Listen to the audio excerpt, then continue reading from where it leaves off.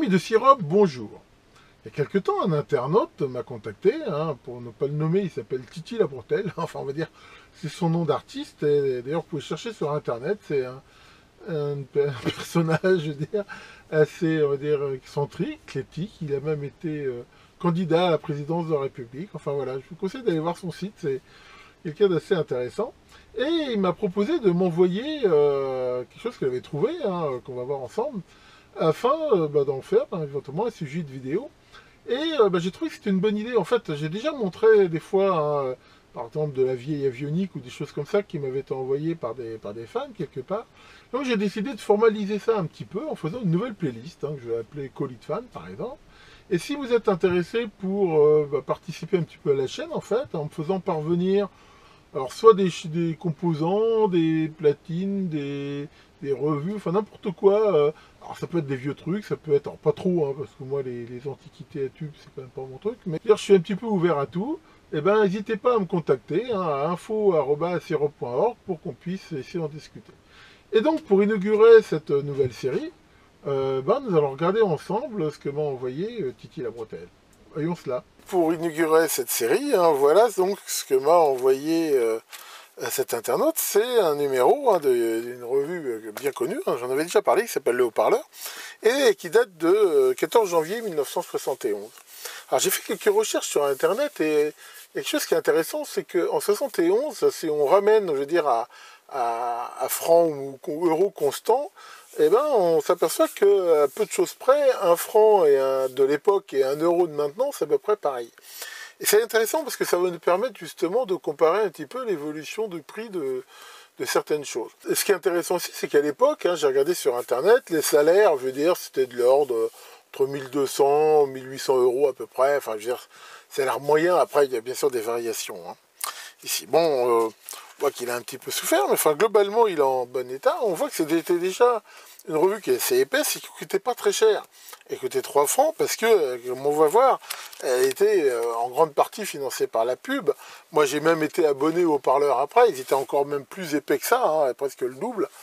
Et en effet, ce qui les faisait vivre, c'est la pub de très nombreux magasins qui ont pas mal disparu pour la plupart. Et ce qui a tué justement, entre autres, ces revues, c'est à la fois la disparition de la pub, le fait aussi qu'il y a eu énormément de piratage, de photocopies, de choses comme ça, et puis après Internet. Donc j'ai ici regardé quelques petites pages ici qui sont intéressantes. Par exemple là, on voit déjà Lag électronique. Alors on va retrouver ici pas mal de magasins, un petit peu de légendes. Je me rappelle Lag, j'avais été, c'était un joyeux bordel là-dedans, on trouvait un peu de tout. Et en particulier, donc ça, c'est des gens qui faisaient de la récup, avec des lots, voilà, genre on avait 50 potentiomètres pour 50 francs, des choses comme ça.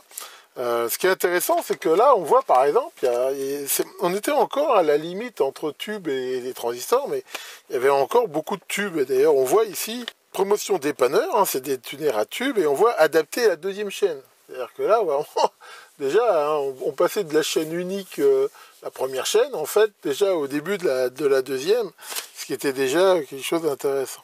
On voit par exemple pour des gros condensateurs comme ça, les prix là pour le coup ils n'ont pas tellement tellement changé ici. On va voir que c'est assez intéressant selon les types de composants, qu'il y a des prix qui ont pas mal changé et d'autres pas tellement finalement.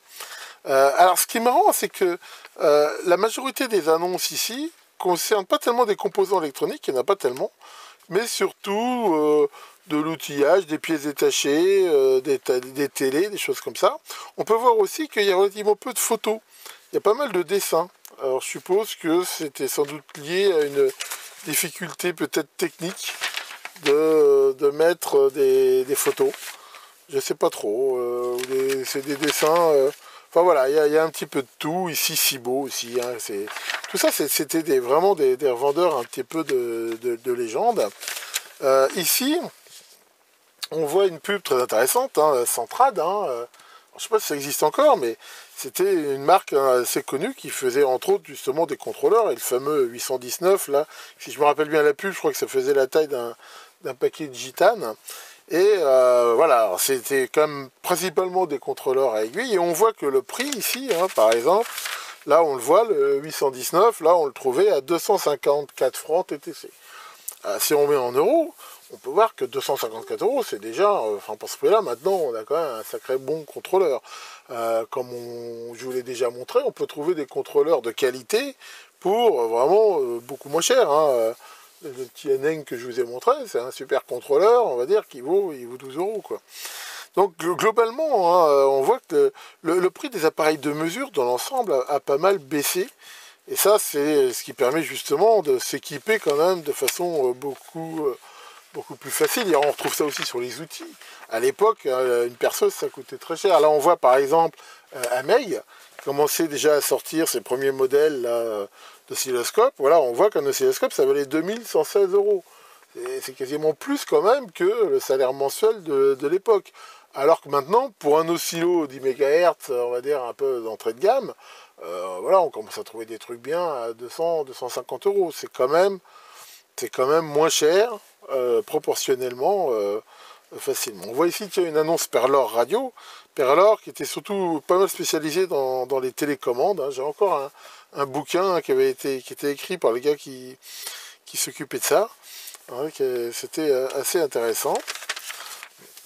On retrouve ici par exemple une pub Matrix. Hein, Matrix aussi, qui fait des contrôleurs bien connus. Mais c'est pareil, Matrix, voilà, on voit ici le prix. Par exemple, voilà, c'était 244 francs hors taxe.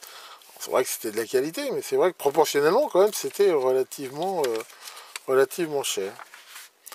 Alors ça, tiens, Radio MJ, alors voilà, Radio MJ, c'était sans doute un de mes meilleurs fournisseurs, je veux dire, quand j'habitais en région parisienne et que je faisais de l'électronique, j'allais pas mal acheter là-bas. Je me rappelle, c'était marrant, il y avait une sorte de comptoir, mais pour les composants comme la résistance et tout, il y avait des bacs en plastique avec un petit carnet dessus, et un crayon, et en fait on notait comme ça tout ce qu'on achetait, c'était marrant.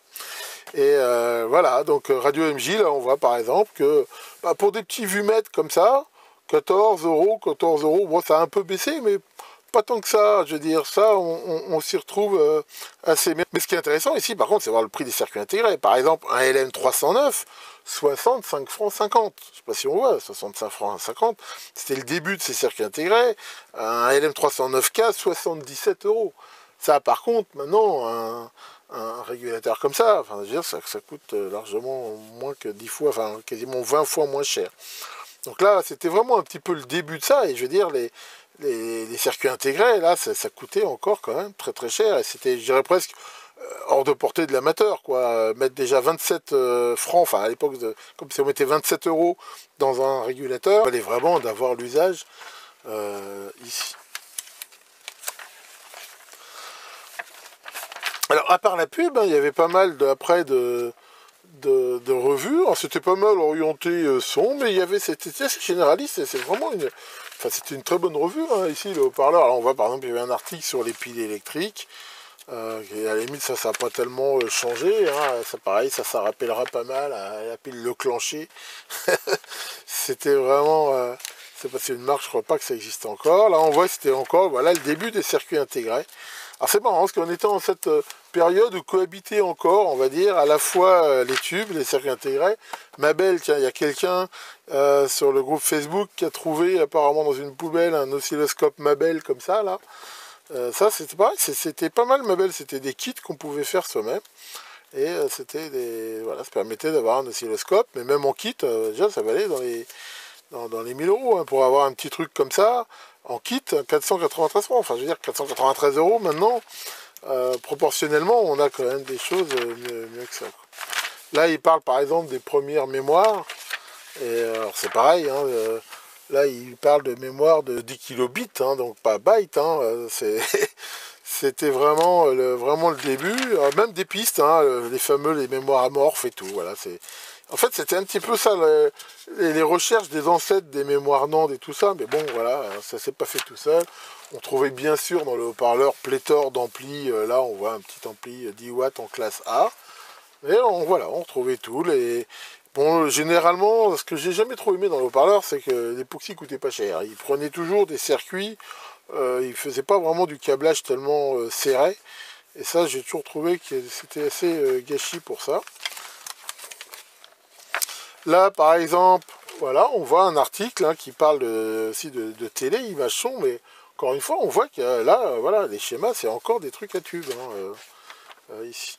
Alors ça, c'est pareil, ça rappellera sans doute à certains pas mal de choses, les fameux cours RELEC, hein, on pouvait apprendre, voilà, et ils fournissaient bien sûr du matériel, et on voit que ça commençait, programmation, photographie. Donc ça, il y a des générations d'électroniciens qui se sont formés comme ça. Hein, ici. Alors j'ai jamais trop compris pourquoi les pages du milieu étaient roses. C'est pas, je sais pas pourquoi ils faisaient ça. C'est bizarre. Voilà. Alors ici, on voit aussi une autre légende hein, qui est très connue, hein, c'est Francis Taubois, qui a fait énormément de matériel à fabriquer soi-même de télécommandes. Encore une fois, là c'était le début des télécommandes proportionnelles. C'était déjà quelque chose d'incroyable. À l'époque, les télécommandes, souvent ça utilisait ce qu'on appelait des échappements, c'était plutôt des trucs tout ou rien, avec des ressorts, des trucs comme ça, qu'on remontait, et puis à chaque impulsion, ça tournait d'un quart de tour, et ils arrivaient à piloter des avions avec ça. Et là, c'était vraiment le début, ici, des émetteurs proportionnels, et on voit, voilà, c'était fait tout transistor. Hein, ici, voilà, on voit un multivibrateur ici qui fait ici des monostables qui se déclenchent les uns les autres et qui donc font le train d'impulsion et fait ici avec l'émetteur. Francis Taubois, qui est très connu, hein, il a fait aussi des appareils de mesure. Vous pouvez chercher sur internet, il a un site, il a fait des fameux émetteurs qui s'appellent le SuperTEF. Enfin vraiment, c'est quelqu'un de très connu qui a beaucoup fait. Il a écrit aussi des livres sur ce qui est télécommande. Et c'était toujours très bien documenté, toutes ces réalisations, il y avait les cotes, les boîtiers, tout ça. Alors là, cette page, elle est intéressante, parce que justement, elle permet de voir un petit peu. Et sur cette page, c'est une des rares pubs, en fait, ici, où ils vendent des composants. Et on voit que, voilà, transistor à 1,50 €. On voit, voilà, les transistors, hein, les AC, machin. Mais on voit déjà que un transistor, c'était 1,50 €. Maintenant, sur Banggood, pour 1,50 €, on en a une pochette de 50, quoi. Là, on voit qu'un 3055, ça valait 7 €. C'est quand même relativement cher. Hein. Ici. Là, c'est pareil. Une Zener, 1,50 €. Ça quand même, pour l'amateur, on trouve des diodes Zener quand même beaucoup moins chers. Donc ici, voilà, on voit que dans l'ensemble, quand même, les composants étaient relativement chers. Par contre, d'autres choses ont relativement pas changé. Par exemple, un potentiomètre. Là, on voit un potentiomètre à 1 €, un double à 2 €. Bon, c'est à peu près... en ce moment, on en trouve des moins chers en Chine, mais je veux dire, proportionnellement, ça a quand même bien bougé. Les transformateurs ont quasiment pas changé, par contre. Alors, peut-être que c'est lié à la partie plus cuivre mécanique que c'est les composants. Mais voilà, on voit un thyristor, 13... enfin, c'était 13 francs à l'époque, mais enfin, 13 €, même des diodes... ouais, des diodes, des 10 ampères jusqu'à 100 volts, 7 €, c'est quand même des choses qu'on trouve beaucoup moins chères, quoi. Là, par exemple, c'est pareil, on voit que c'était le début de télééquipement. Hein. Télééquipement, c'était, on va dire, la branche un petit peu entrée de gamme de Tektronix, qui ont fait aussi des excellents oscilloscopes. Hein. J'ai beaucoup utilisé d'oscillos télééquipement quand j'étais stagiaire au début. Et c'est pareil, là on voit que voilà, ça coûtait 2229 hors taxe. Il faut quand même dire que ici, encore une fois, on voit que globalement, le prix des appareils de mesure, même des outils en général, ça c'est vraiment quelque chose qui a baissé. Et même, hein, si on regarde maintenant, on peut facilement s'équiper en perceuse, en ponceuse, en outils comme ça. Je veux dire, pour un budget proportionnellement beaucoup plus faible qu'à l'époque. À l'époque, ça coûtait très cher une perceuse électrique. Alors, je sais pas, ça rappellera peut-être à certains. Il fallait acheter les accessoires qu'elle avait avec. Moi, je me rappelle, mon père il avait une Black & Decker. Et puis, dès qu'on voulait changer, si sauteuse, si circulaire, et vas-y que je te débranche et que je te rebranche les accessoires. Alors que maintenant, plus personne trop se fait chier avec ça. Généralement, on achète la scie circulaire, la scie sauteuse, et on en trouve vraiment à des prix plutôt intéressants. Et voilà pour cette première présentation. Alors je ne sais pas où est Maurice, je ne le trouve plus. Apparemment il est un peu vexé, il en a marre, je me fous toujours de sa gueule. Il a décidé de se cacher. Bon, enfin bon, la peur évite pas le danger. Donc voilà pour cette présentation un petit peu nostalgique. L'affreux bon vieux temps démon de la nostalgie vous épargne, et à très bientôt pour de nouvelles vidéos.